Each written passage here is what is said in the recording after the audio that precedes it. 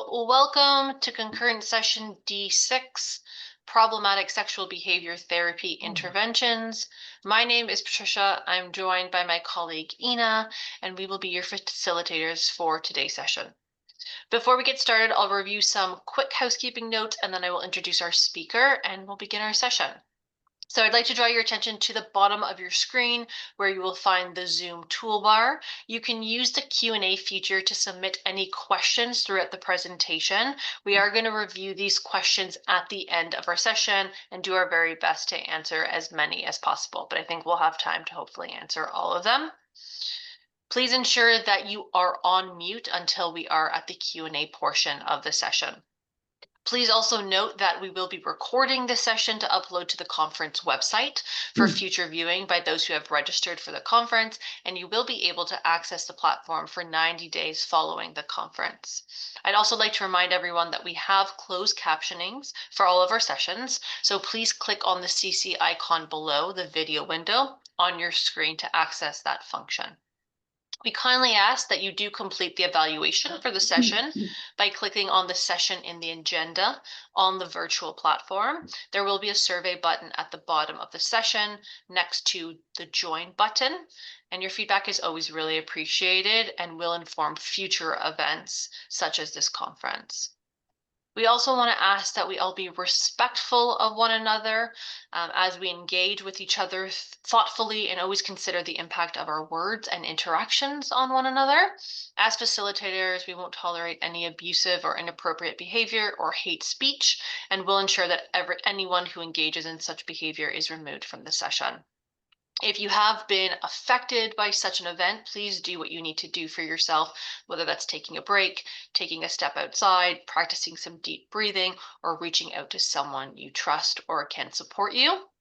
If you are in a crisis and require immediate support, please click on the FAQ icon on the conference homepage to access content information for Connects Ontario. And if you'd like to report an incident, contact the event manager, Sherry Sim, by either clicking on the assistance button on the top right menu bar on your screen to send an email, or you can text Sherry at 416-605-5975. I would like now to introduce our presenter for this session, Poonam Dhir from CMHA York Region. I'll pass it over to you. Hi, everyone. So my name is Poonam Dhir. I'm a registered psychotherapist and registered marriage and family therapist and Canadian certified counselor. I work as a clinical therapist with the CMHA's York Region Mental Health and Justice Program. And I'm going to show you what the overview for my today's presentation. I'm going to discuss about what is problematic sexual behavior therapy intervention, why the need, so why we had to create this program, what are the inclusion and exclusion criteria, and what PSB-TI is not. So what this program is not about, what are the goals of this program, what is the format of this program, and then I'll do one case study, and then we'll open up questions and feedback.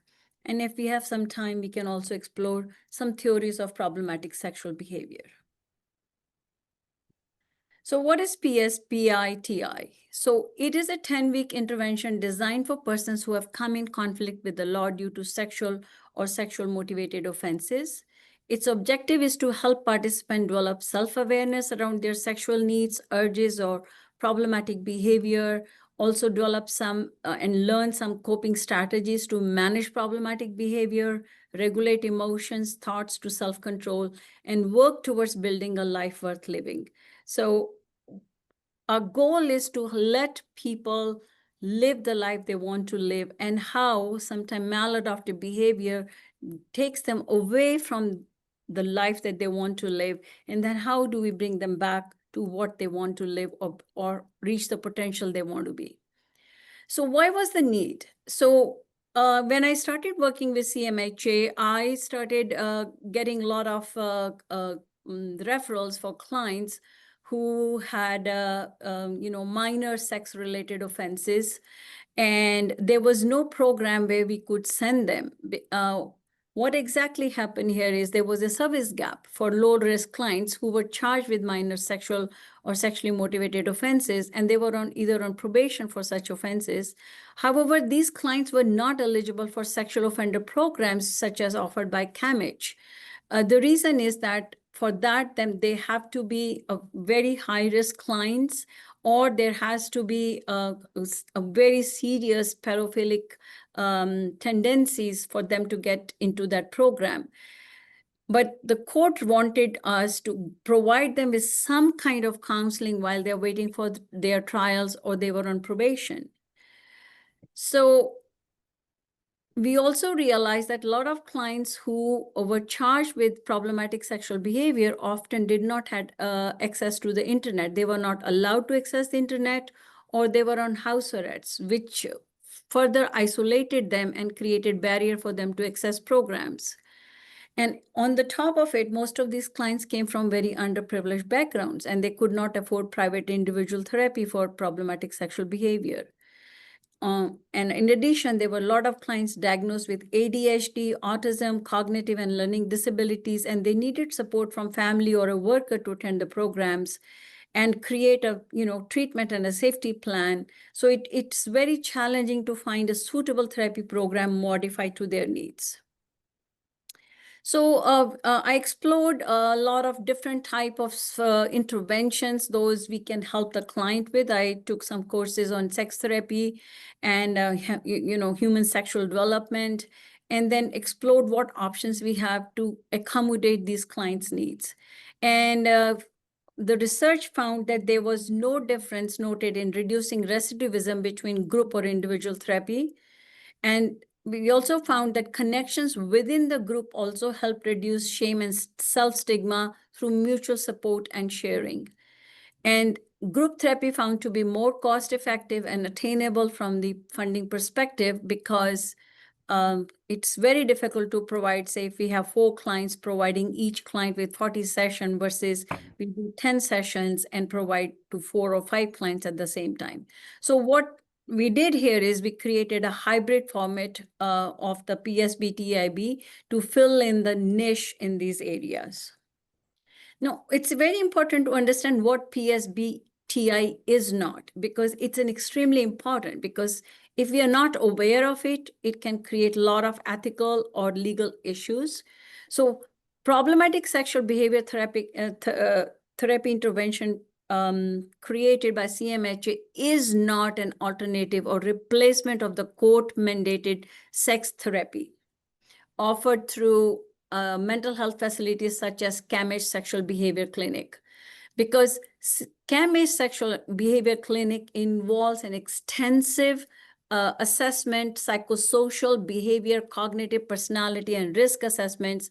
And it also has a very individualized, intensive and group treatments, which is specifically designed for a certain kind of behavior. For example, pedophilia or a fetish kind of a behavior.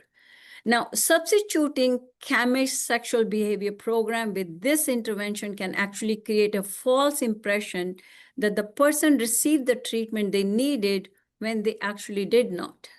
Thus, it can put the public at risk.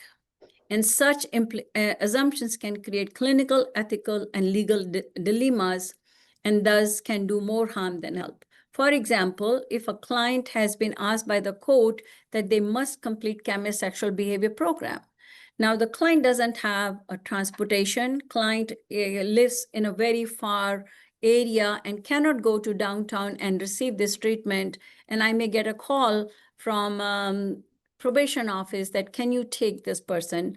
Now, the court has recommended they must take CAMH sexual behavior clinic program. I am not doing extensive psychosexual behavior or cognitive or other risk assessments. Now they attend 10 session. Now the probation office or the court is getting a false impression that the client has done the work and assessment has been completed, and they let the person, go into the community, but they have actually not been fully treated for that particular specific the reason that they were referred to CAMH sexual behavior program. So this can create a lot of like clinical point of view that the person didn't receive effective treatment that they needed. It can create ethical dilemmas because we, as a professional, we are required to provide effective and treatment as well as according to our skills, and of course, legal dilemma if it puts the public at risk. So PSB-TI is designed for very low-risk clients, and it's not designed to assess risk of recidivism or provide specific structured treatment to prevent or reduce recidivism, though it can reduce or prevent recidivism. Other exclusionary criteria includes very low-functioning clients due to their cognitive impairment or moderate to severe development disabilities, violent clients or clients experiencing psychosis or struggling with severe substance abuse as they are not able to engage or participate effectively into the program. So this inclusion and exclusion criteria was developed considering ethical, clinical, as well as legal implications. So to assess the low-risk clients, I use two types of tool. One is the static 99R form, which was been developed by Hansen and Thornton, which has been very widely used. It's an evidence-based tool used in the justice system. So it generally uses static factors such as age, prior offenses, victim characteristics to collect the data and predict the risk of recidivism in adult male sex offenders. So it's specifically designed for male sex offenders who are adults. And its scores are rated from -3 to 1, and scores -3 to, actually it should say -+6. It should say, sorry, later on I'll correct it. So scores are rated from -3 to 6, and scores are juxtaposed with the sex-related charges and translated to risk categories as follows. So anybody who falls between -3 to 1 is considered very low-risk clients, and those are very suitable for our program. From 2 to 3 are considered as low to moderate risk, and 4 to 5 is moderate to high, and 6 or more than 6 are considered high-risk clients, and they're not suitable for our program. So this is how static 99R coding form looks like. So it has a person is he young, what's the person's age, if they ever lived with their intimate partner, is there is any prior violent non-violent sexual convictions, or is there is any prior sex offenses, or how much sentencing they have received, or is there is any identified victims, or the victim was stranger or was unrelated to the client. So this has been very well researched, these criterias, and they have been found to be very effective in predicting the risk factors. I also customize my own internal referral form to understand my clients, the offense details, dispositions, like what's the client's attitudes, risk factors, any underlying mental illness and other issues, and other relevant information such as previous counseling, observations, or any emotional health concerns and behavior issues. So my form, when I receive the referral, this is some of the information that I receive from the team who refers, whether it comes from probation office or it comes internally or from external resources. And it has some of the factors are same as that we saw in the static 99 form, but it also includes some other information such as if a client is struggling with autism or developmental disability, or there is another concurrent disorders, or they themselves are victim of domestic violence, or they have any history of sexual abuse, or any other attitudes like impulsivity, recklessness behavior, or deviant sexual interest, or substance abuse, or pornography addiction, etc. So this gives me a kind of an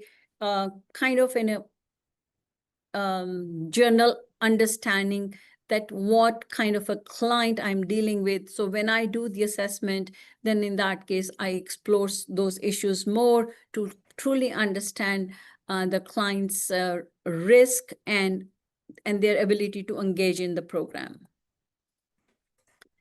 So the approach that I use in this particular group therapy is primarily based on Good Life's model of offender rehabilitation, which we call GLM.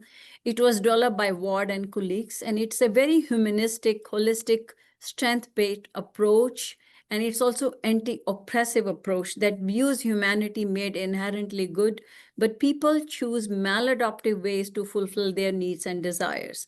That means the action does not define a person's entire humanity or personhood, but rather people choose unhealthy ways to meet their needs. And if we can help them choose in an adaptive way, then we can also change their behavior and we can also help them grow and reach their own potential. So GLM approach helps clients identify their inner goodness, their motivation, their self-agency to do good and make wholesome choices. So by strengthening different aspects of clients' life, such as work, education, creativity, relationship, spirituality, recreation, clients are encouraged to live a meaningful and purpose-driven life and reach their potential and move away from the choices that is taking away from to live their life, meaningful life.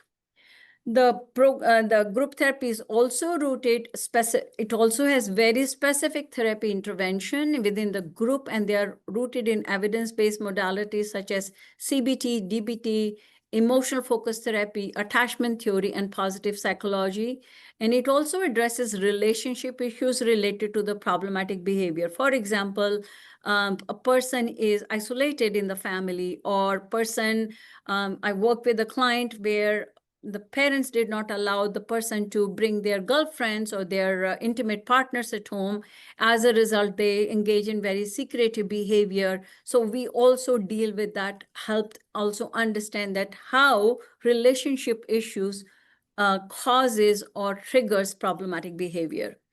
There is also the therapy session also helps clients, skill trainings and techniques like mindfulness-based practices, psychoeducation, emotion regulation, cognitive restructuring, behavior skills to enhance pro-social behavior, to name a few.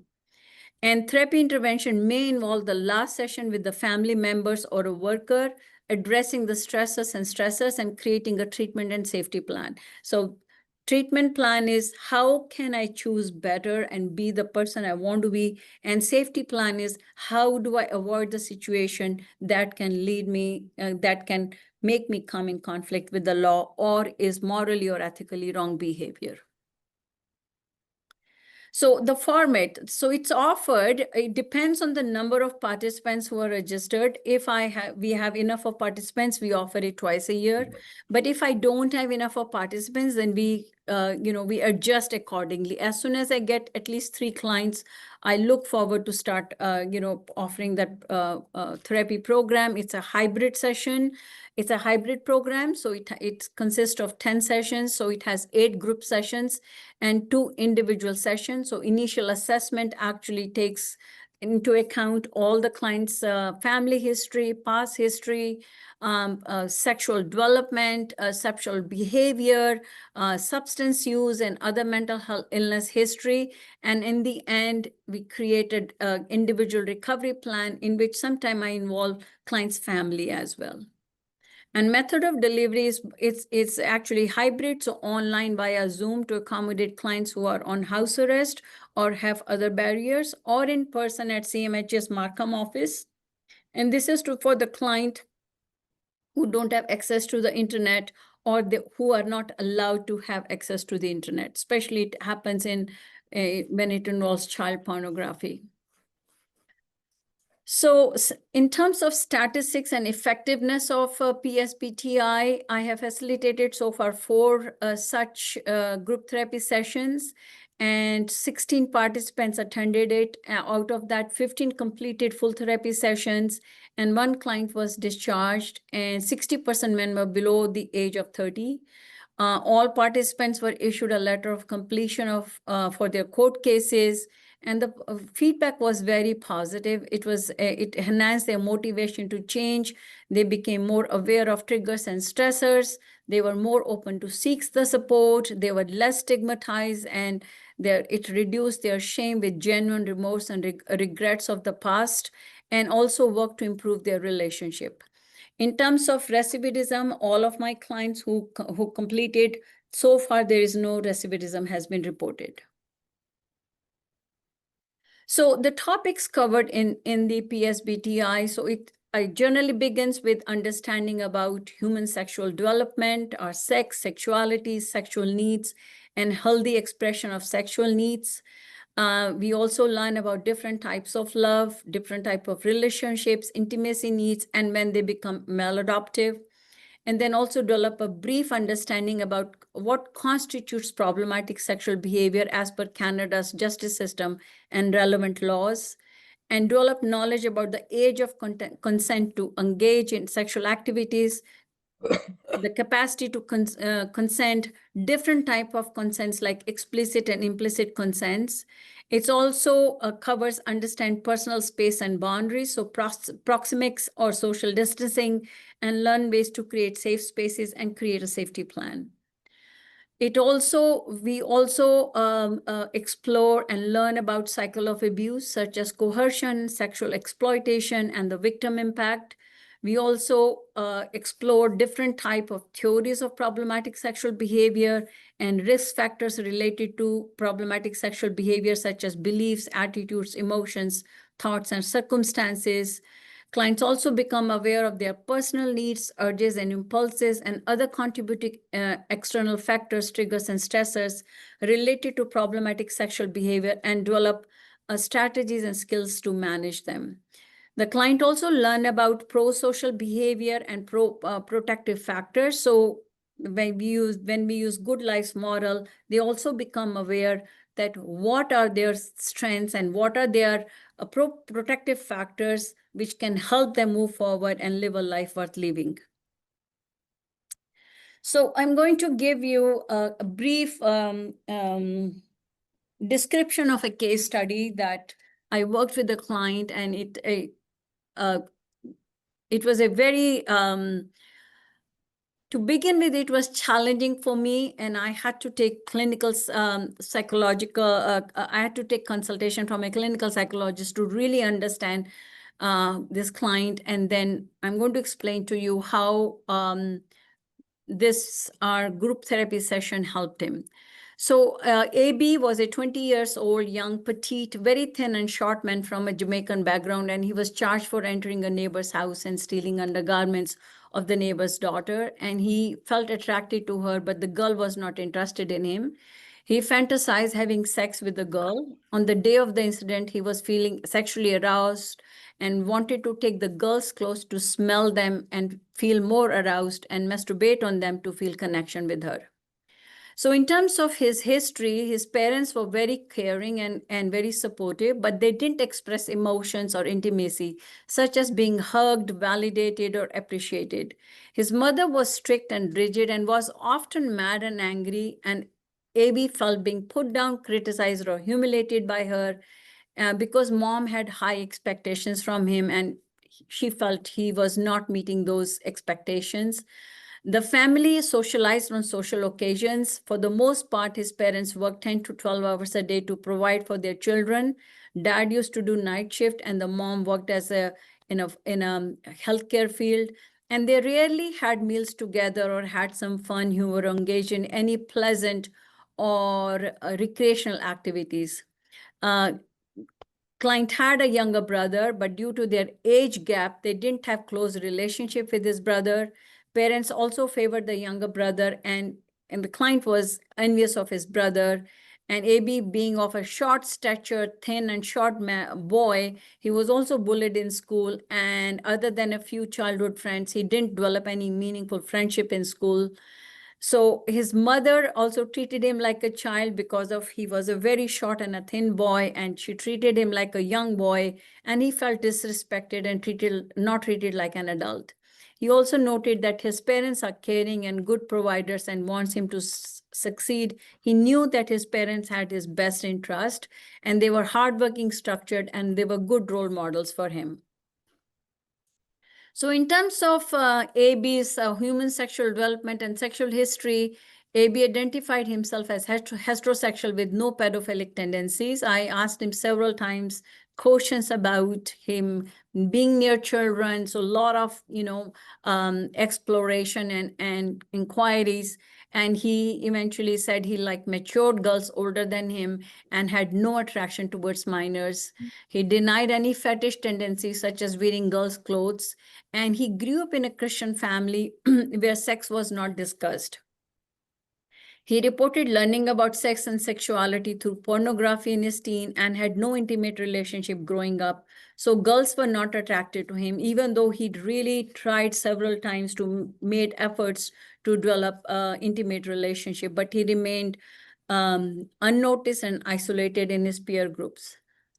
He reported social anxiety while interacting with others, and he struggled with low self-esteem.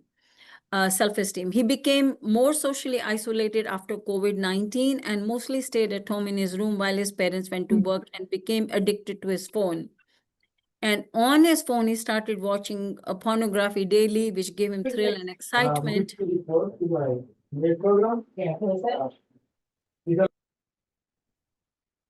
And he started masturbating. And due to loneliness and boredom, he even masturbated 2 to 4 times in a day, and sometimes even in the college or washrooms and computer rooms. In terms of his history of mental illness and addiction, he was diagnosed with ADHD and has a psychiatrist. AB has no substance use or alcohol-related addiction. He denied any history of child abuse, including sexual abuse. So in terms of biopsychosocial conceptualization of his case, I used the 5 P's formulation.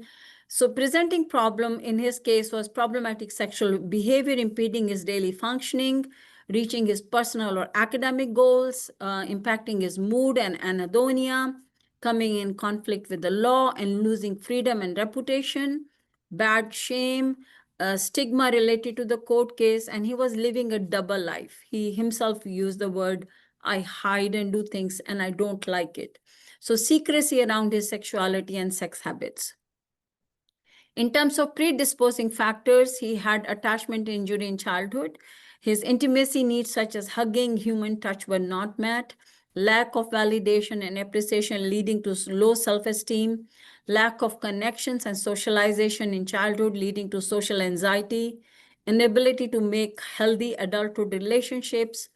Unregulated accessibility to internet. So there was nobody monitoring, no supervision on him, and he had unlimited access to internet and phone in childhood, as well as he also grew up in a very strict and conservative background. So talking about sex or sexual needs were taboo in his family.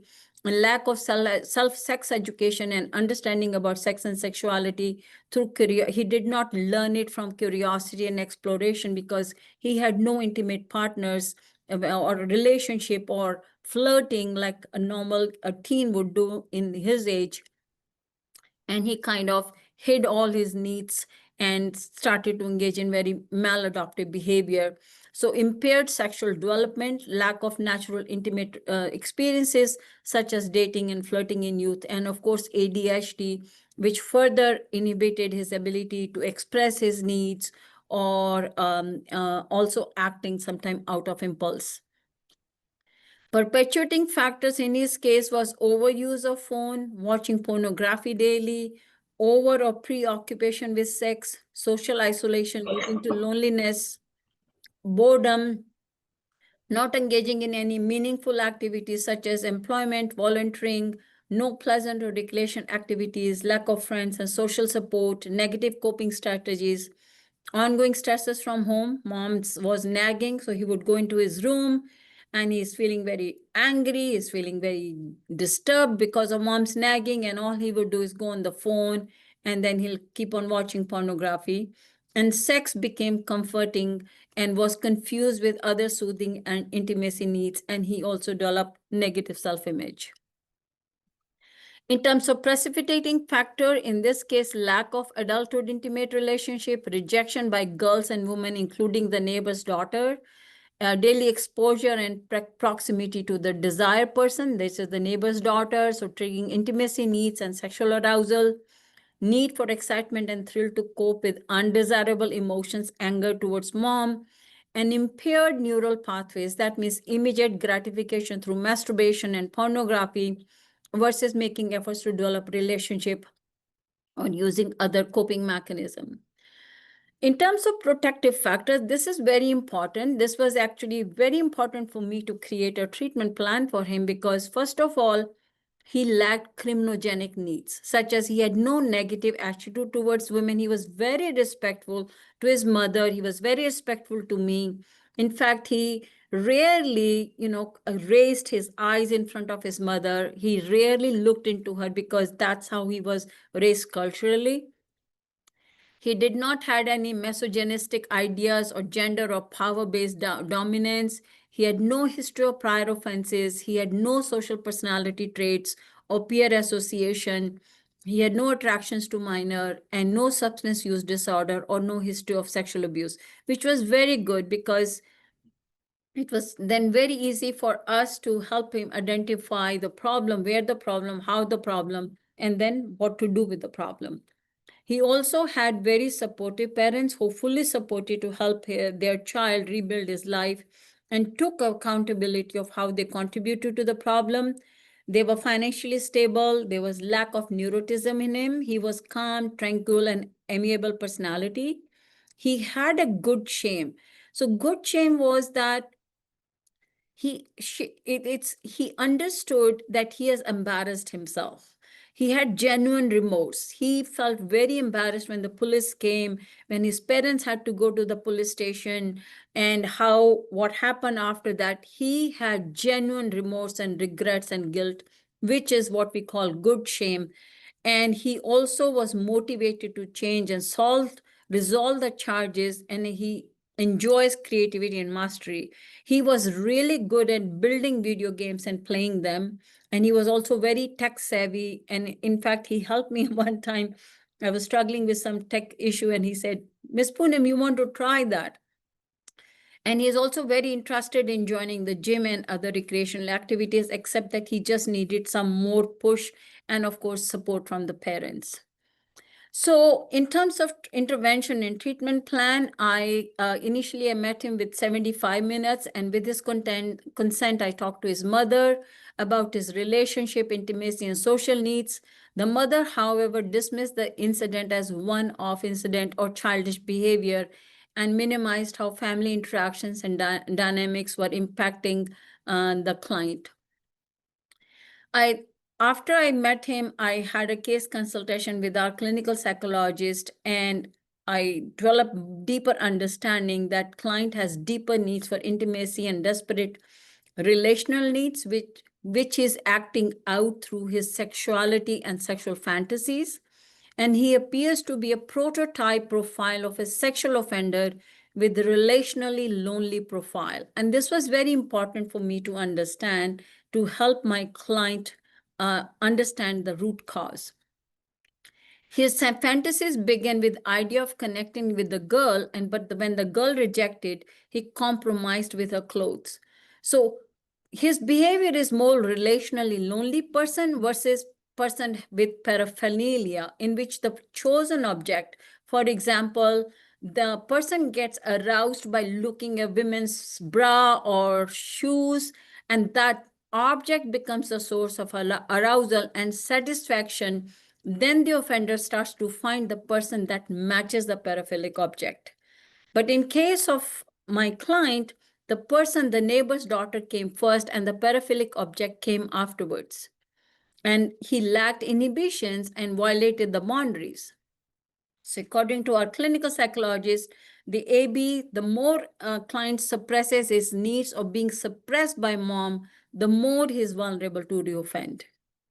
So clinical psychologist recommended Dr. Zaid. He recommended a family session with the mom and dad and described the seriousness of charges, that his vulnerability to reoffend, and how they need to really take this matter seriously, his loneliness, boredom, and otherwise how he may put women at risk when he has access to them and finds a way to access them, and advocate for his needs as normal and necessary needs. So he attended 9 sessions with me, 2 individual and 7 group session, and he was very guarded in the beginning, but he became open to talk and share his struggle and how he was coping with them.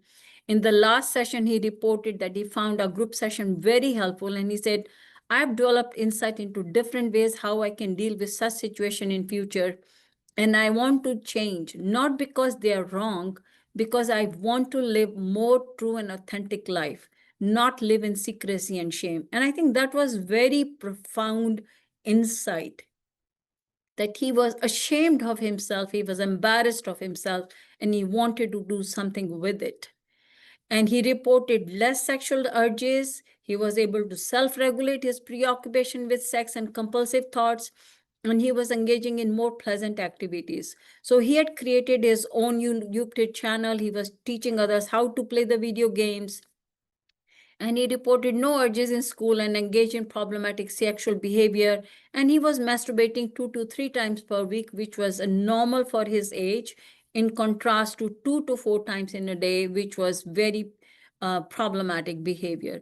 He reported no urges or attraction towards the alleged woman. In fact, he had a sense of fear when he thinks of the incident, and he feels traumatized even looking towards her house. So using the strength-based approach and GLM, I applauded him, validated him in therapy. So his unmet, childhood needs were met through me, and also helped him identify his good qualities, such as he was very funny, gentle, kind, caring, honest, very creative, and explored how he can live a life worth living moving forward and reach his potential. And I also had a family session with his parents, and we explored his intimacy needs can be met by his family and others. And he hesitantly mentioned that he liked pets, a cat or a dog, but mom was adamant not to bring a pet inside the home. She says either the pet stays or the dog. Anyway, we continued having discussions, and we explored the ways they can connect as a family. I advocated for clients' intimacy needs and other needs, such as feeling mattered, valued, treated respectfully like an adult.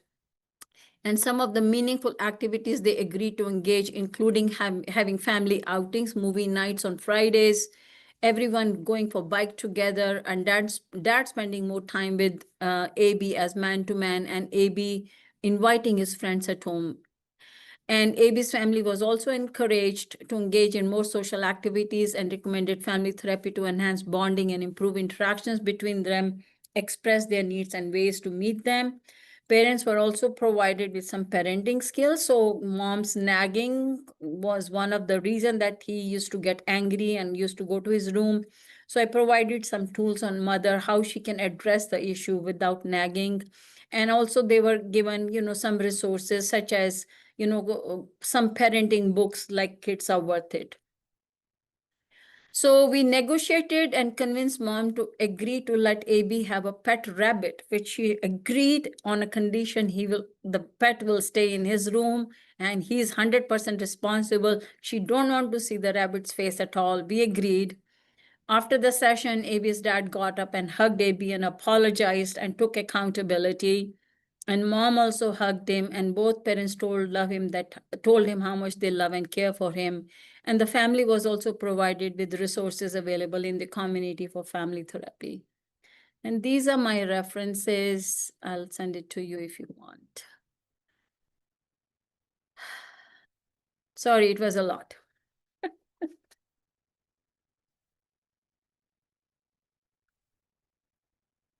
Are we able to open it up for questions or comments, Poonam? Yes, please. Yes, please. So you can put any questions that you have in the Q&A, or if you'd like, you can unmute yourself and ask a question.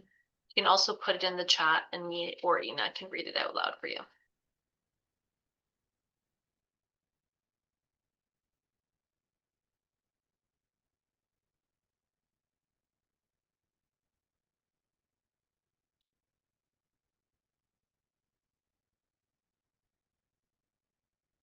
So there is a section in the chat that says, do you only accept referrals from York region?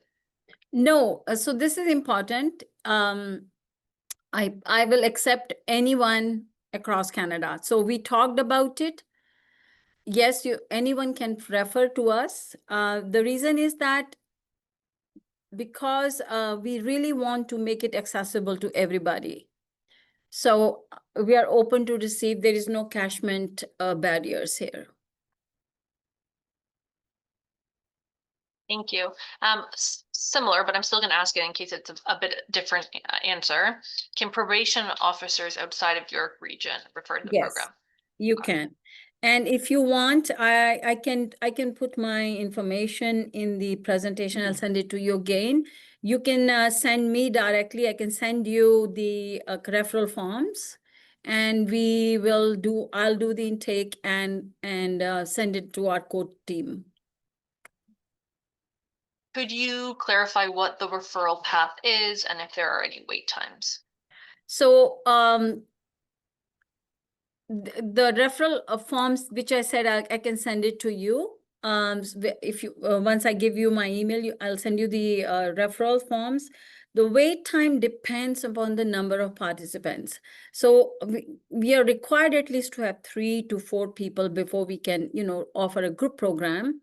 So generally referral, if I get 4 clients in every 3 months, I'll be running it every 3 months. But because we don't have as many referrals, that's why I think it becomes difficult for us to run it. So as of now, I have 2 clients. They're on wait list because I am waiting for more clients for me to run the group. Is there a cost associated? No cost. Okay. It's covered by CMHA.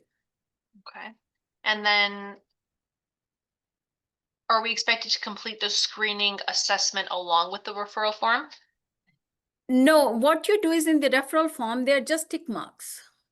So you're not doing any assessment. You just keep on ticking everything, and I will do that assessment. And when I meet the client, so sometime I may receive a referral which says that the person is not high risk. But when I am sitting with the client, if I identify they're high risk, I will reach out to the person and the referral, and I will let them know that why this client is not eligible for my program. And before I do that, I actually do consult clinical psychologist, my manager. So I don't make arbitrary decision. I do take support from people who have more experience than me. Thank you. And can anyone submit a referral or should it come from someone specific? So anything from, agencies, those are part of criminal justice system or mental health, can send it to us. We don't accept referrals from lawyers, etc. As far as it's coming from within, let's say, CMHA, other or mental health facility or probation office, or so it's not meant for parole clients who are on parole, because parole means they were sentenced, they were found. So it's not meant for parole clients who are on parole. And is the only requirement that they are before the courts? Is that a requirement? So so court expects clients engaging pre-trial in their work. They expect that. It's not mandated. But from my experience that I know, it's almost mandated. They want that if you want your charges to get mitigated, have you done your work? That's the expectation from the court. Is the program offered both in person or virtually for those that might be like out of town referrals? Both. I offer both. So the people who wants to join in person, they can come to CMHA Markham office. Those don't have transportation but have access to internet, virtual is the best option. This is a bit more of a specific question, but would you accept referrals from the John Howard Society? Yes, why not? It's one of us, yeah. Perfect. And also, as of now, we only do for adults 18 and above. We don't do for youth because we don't have approval, I think, for youth group programs. Now, suppose if a youth is charged as a charge for sexual offense at the age of 16, and now they are 18, I can take them because they're adults. So it is for 10 sessions. So it approximately lasts about 3 months. From the time I have initial session, 8 group session, and the last family session or a treatment plan.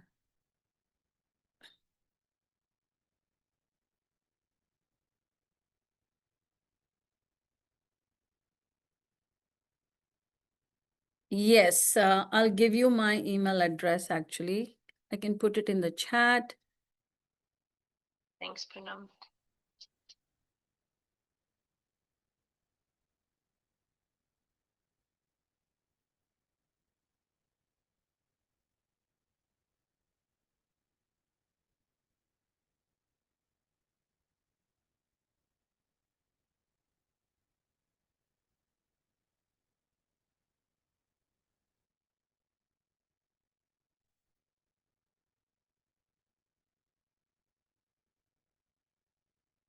I don't remember my email. Can you believe that? That's okay. I don't always remember mine. I wonder if I have it. Let me see if I can find it. Yeah, I got it. I got it. Okay, cool. And then someone has also asked if you have the referral form on hand. I do have it at hand. Okay. I can send it to you if somebody sends me their email. Would you like to do it that way, or would you like to drop it in the chat? I can, Oh. yeah, you know what? Do have it, but not like I may have to search it. I've given you my phone number and my email address. No, Someone's asked if we have time and we could review the form on screen share. So if you are able to pull it up. Yeah, just give me a minute. No worries.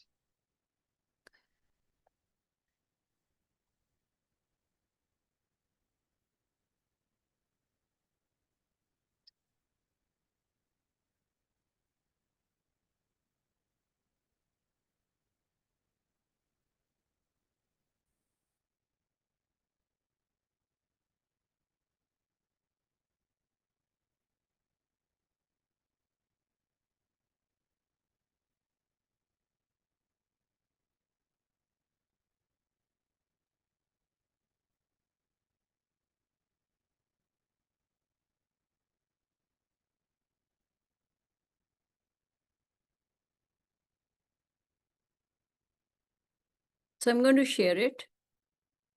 Perfect, thank you. 2 other questions for you. Do you work with those in denial about their charge or their needs? Yeah, most of them, yes, but they're charged, right? So obviously there is a charges. A lot of law, don't forget the fact, a lot of time are falsely accused of sexual charges too. Right? So, And then sorry, go ahead. so client might be charged because they went on a consent on a date and the relationship didn't go well, and the girlfriend goes and reports that he assaulted me. Now, they are found to be innocent until proven guilty, right? But while they're waiting for the trial, the court wants them to see how they can understand the difference between implicit consent, explicit consent, boundaries, how to protect yourself, how do you deal with yourself that you do not come in conflict with the law. So even though they may not be innocent, the court still wants them to do their work so that they don't get exploited by. I also work with clients who get sexually exploited by women, and then they get charged as a result of it. Right? So for me, it's again, like for me, people are made some bad choices under bad circumstances. Let's work together. And then you may have already answered this question, but are the groups co-ed? When you say co-ed, what do you mean by co-ed?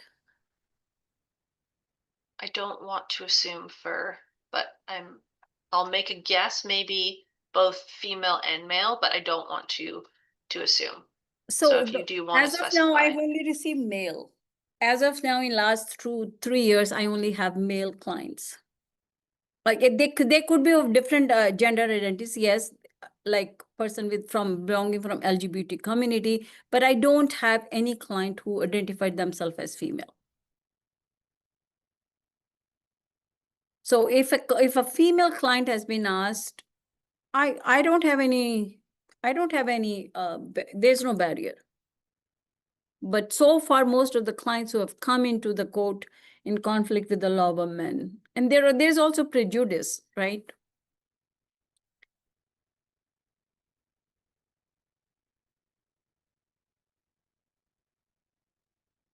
So I know you had the form up. There we go. Perfect.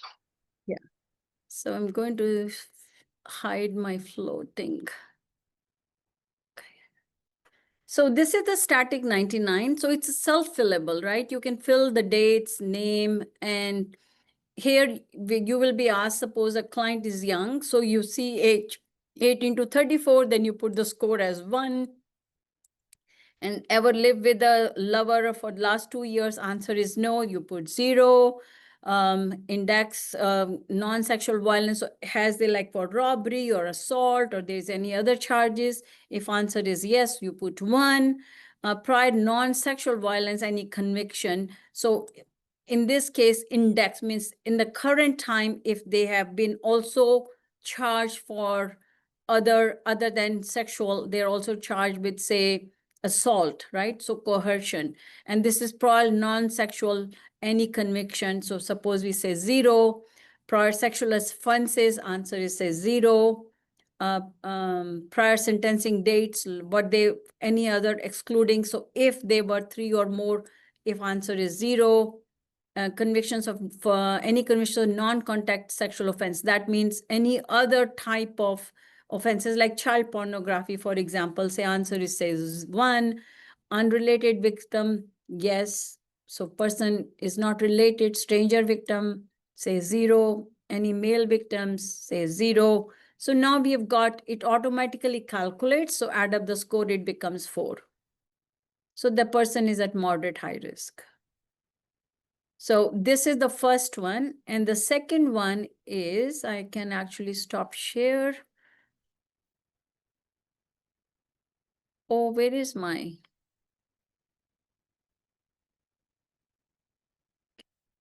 floating?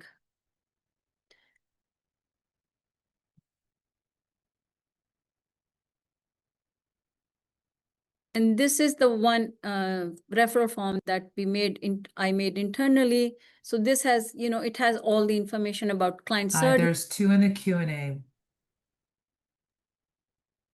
Yeah, thanks, Sherry. We actually got There's to 2 in the those ones. I Q&A, just guys. didn't. What? Hey, there's We 2 in the actually already- Q&A. Sorry, I'm going to interrupt for a second. There's 2 in the Q&A section. We already entered those, Sherry. Oh, sorry. I was hearing that you weren't finding any questions. I'm like, oh no. I want to make sure they get answered. Thank you. Yeah, so this is the PSB therapy referral form. So it has a client's name, date of birth, contact information, any pending court case, probation or other. Then this is this particular space we use for give me a little bit of details about the charges. And then these are all related to the sexual related charges, these two boxes. And this one related to more mental health and other personality disorder, etc. And then this particular column over here talks more about if they had previous counseling, if something they observed, or relational issues or behavior issues or something which is important for the case. And then, of course, I also want to know when is the date. They have a pretrial or a probation expiry, so that try to accommodate a client's need and referred by.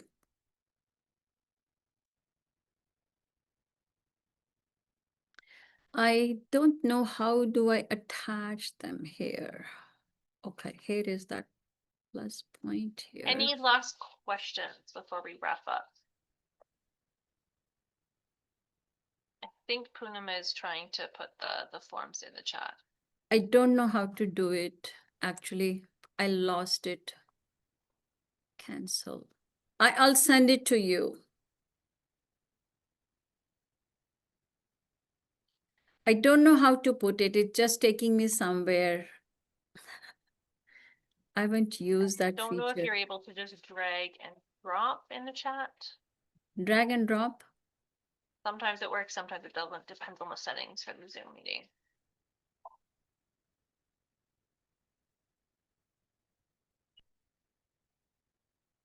No.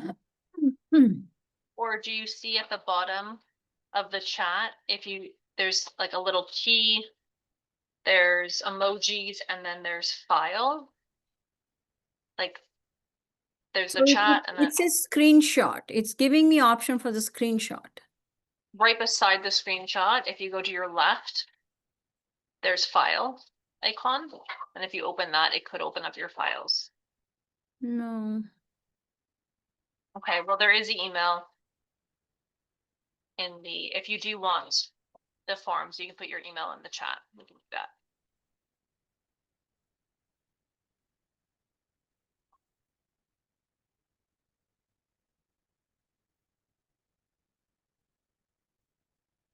I don't know. I'm sorry. I can send it to you. You can forward it to the group. Yeah, if you want to send it to me, Poonam, I can try dropping it in. Okay. I'll do that. What's your email address, Patricia? I don't have that. It is in the calendar invite, It's in the calendar. but I can put it in the chat.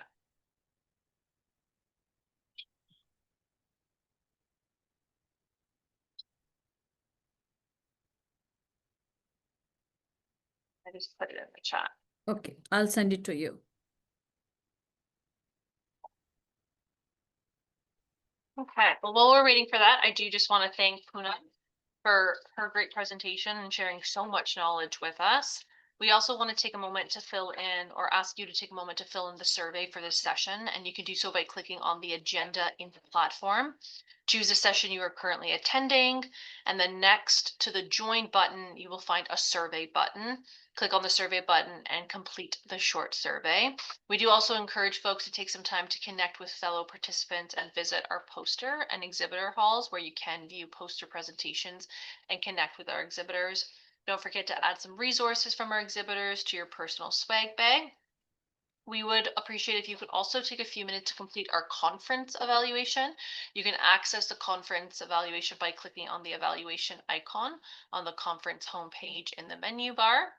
Your feedback is anonymous and always appreciated and will be used to plan future events like today's conference. Thank you once again to our speaker, Poonam, and every one of you for your participation and your insightful questions. Please join us for closing remarks. You can click on the agenda in the platform and choose the closing remarks and click on the join button. Have a wonderful day, everyone. Thank you, everyone.